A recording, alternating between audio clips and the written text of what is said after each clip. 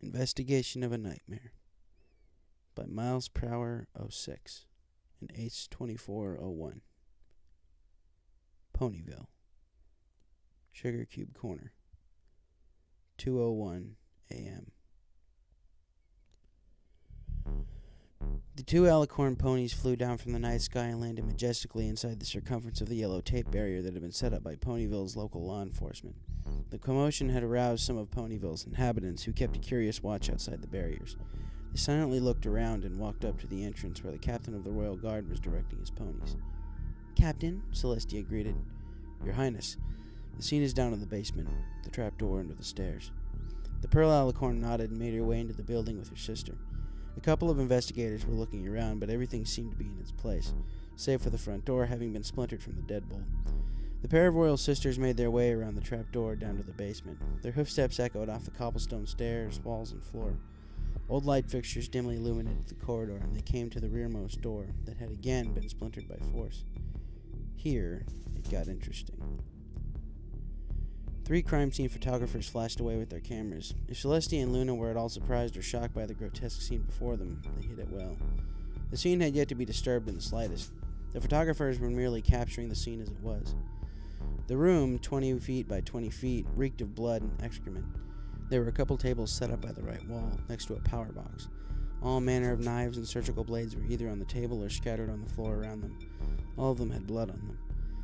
On the other table, baking trays and utensils. Copper wiring went from the power box towards the center of the room where they'd been cut, the tips still smoldering. On the left side of the room were 2 more tables. A pair of tables had skulls, bones, and all sorts of pony remains, not to mention the entrails that had been strung up on the wall and ceiling. It looked like the most grotesque form of party decorations imaginable.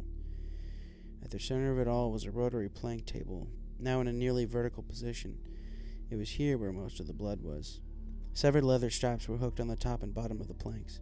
Luna followed a trail of fresh droplets of blood leading from the planks to the floor, and as she did so, she noticed a lifeless figure slumped against one of the tables.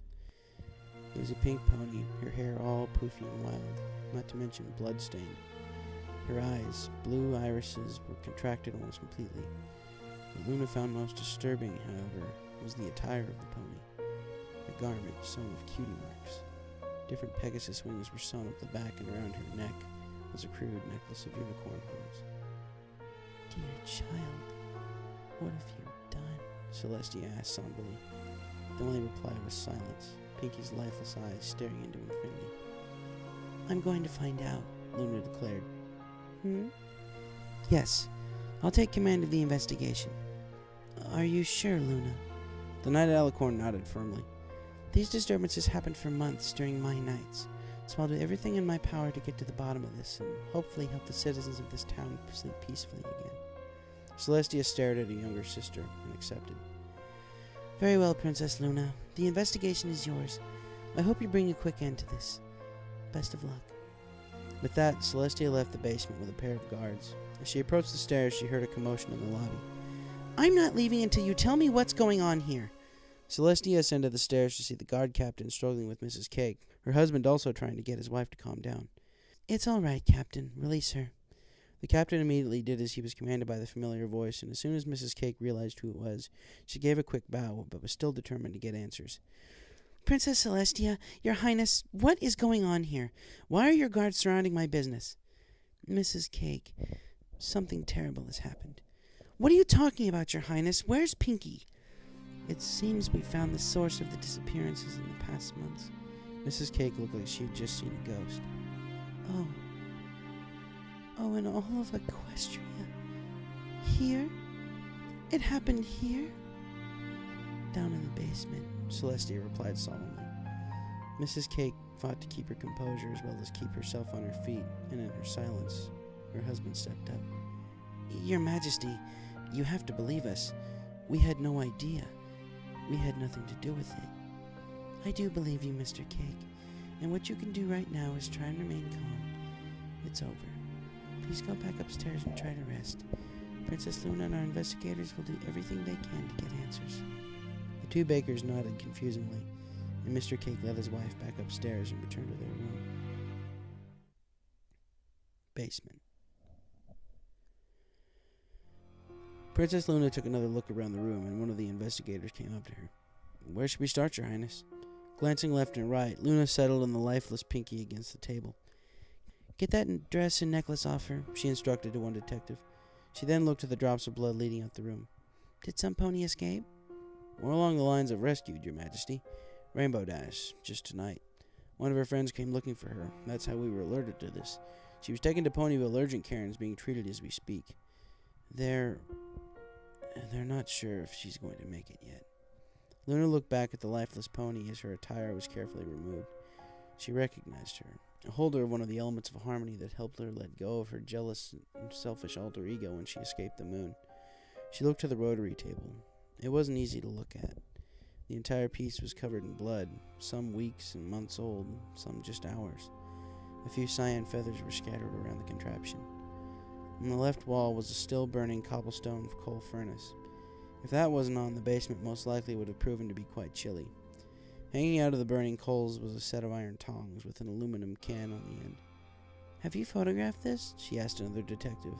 After they nodded, she carefully took hold of the tongs and took it out of the coals and set it on top of the cobblestone furnace and opened the lid. Burning, red-hot nails. Dropping the tongs, Luna's eyes for the first time went wide as the Night Princess showed her shock, looking back again at the lifeless Pinky. The detective had removed the dress and necklace, Luna pointing to the table of baking trays, and the pony went over and laid it out on the table next to them. Luna studied it carefully. "Pony fur and skin. 13 cutie marks and 3 different pairs of Pegasi wings," she said, studying the dress. She looked briefly at the centerpiece of the fabric, which had a moon crescent, but was not a cutie mark or a piece of skin at all. She then turned her attention to the black leather strap that had served as a necklace band, with 4 unicorn horns. After she looked over the nauseating garment, she turned to the small team of investigators. "All right, we have at the very least 13 victims, maybe more. At least 3 Pegasi, 4 unicorns, and the rest may be earth ponies. Who's versed best in anatomy?" One of the investigators on the left of the group raised a hoof. "Search through those bones. See if we can match up skeletal remains. And you, bag the body. Take it to our lab in Canterlot. The first thing I want is an MRI of her brain." She got nods of acknowledgement from the small team. "Gentle Colts, we have more than a dozen victims whose loved ones are fearing the worst. Let's bring them some answers and closure. Let's get to work." The pony set to work, and Luna slowly and silently trotted over to the rotary planks again, reeking red and sticky with blood. She closed her eyes deep in thought for a moment. "Laughter," she whispered to herself. "I remember ponies telling me about you at the gala, how you were the most lively. You giggled harmlessly at my trees in the Everfree Forest." She turned to Pinky one last time, looking into her dead eyes just as one of the investigators was zipping up the black bag. "You held the element of laughter, and yet you tortured these poor souls. Why, child? Why did you do this?" Only silence answered her. Canterlot Royal Palace. The next morning. Luna came over the drawbridge into the main hall, yawning. Celestia floated down beside her, just finishing Rising the Sun. "How goes the investigation, sister?" she asked. Luna yawned again. "We've gotten started. The body's here at the lab. I've requested a brain analysis. Something can't be right. She was one of the keepers of the elements of harmony. Laughter. I can't imagine how someone like that could do this. Hopefully you'll get an answer in your search, dear sister. What about the last victim, Rainbow Dash? Is she going to make it?" Celestia nodded, and Luna breathed a sigh of relief. "Yes, I just heard, but unfortunately she's badly scarred. They weren't able to save her wings. I hope Twilight and her friends can cope. Both Pinky and Rainbow were close friends." "Sister, our search warrant was for the entire building, right?" "That's correct. The entire property is yours to cover." "All right. I just don't want to focus too hard on the basement and possibly miss something elsewhere. But right now, I need some sleep. All right. And don't worry about the proprietors, Mr. and Mrs. Cake. I'm giving them accommodations here in Canterlot until the investigation is done. With that, Luna retired to her personal quarters for the day. Ponyville. Sugar Cube Corner. 6 nights later. Luna landed gracefully inside the yellow tape barrier around Sugar Cube Corner. Activity had died down considerably since the investigation began 3 nights ago. She spent the last 5 nights in Canterlot focusing on Pinky and probing the corner with questions. As far as they could gather, Pinky had very slowly developed a severe split personality over the past months. The papers in Ponyville may be satisfied with that much, but Luna wasn't. Not for one of the ponies that had saved her from herself. The watch had been reduced to just 2 royal guards, who she acknowledged upon going into the building. After the investigation team had gotten everything they could over the past 72 hours, they had begun the process of cleaning up the basement. Mr. and Mrs. Cake depended on this place to support themselves, and they wanted to allow them to open the business again as soon as they could. Luna had just finished a late-night visit to Sweet Apple Acres, where Rainbow Dash was currently living and recovering. She gave her the information that she and the coroner had gathered from the MRI, and Rainbow was somewhat satisfied, but also seemed very concerned that she and her friends had done something to cause this. But Luna wasn't quite done. Instead of going down to the basement, she went up the stairs, and at the top looked at the very end of the hall to the door on the left with a heart-shaped window carved through the wood. Her horn glowing, the door opened and she walked into Pinky's room. For the most part, it was clean. A queen-size bed took up much of the left side of the room. On the right side, there was a table that was big enough to seat 6 ponies. Luna turned her attention to the left side of the room. There were all sorts of party supplies here, neatly stacked underneath the bed. The Night Princess then turned her attention to the closet next to the bed. Opening the door, she let out a gasp at what she saw. 4 short stools, each with an odd item on them. A pile of rocks, a hunk of lint, a bucket of turnips, and a sack of flour. On the floor, at the center of the stools, there was a 2-foot by 2-foot polished wooden lockbox. Picking up the box, Luna brought it over to the dresser. Her horn glowed brightly and the lock mechanism clicked open. She slowly opened the lid and her eyes widened. There was a book, a hardcover, leather-bound book. There were bloodstains all over it. On top of the book was the element Necklace of Laughter. For just a moment, Luna wondered if Pinky's element played a part in why she did this.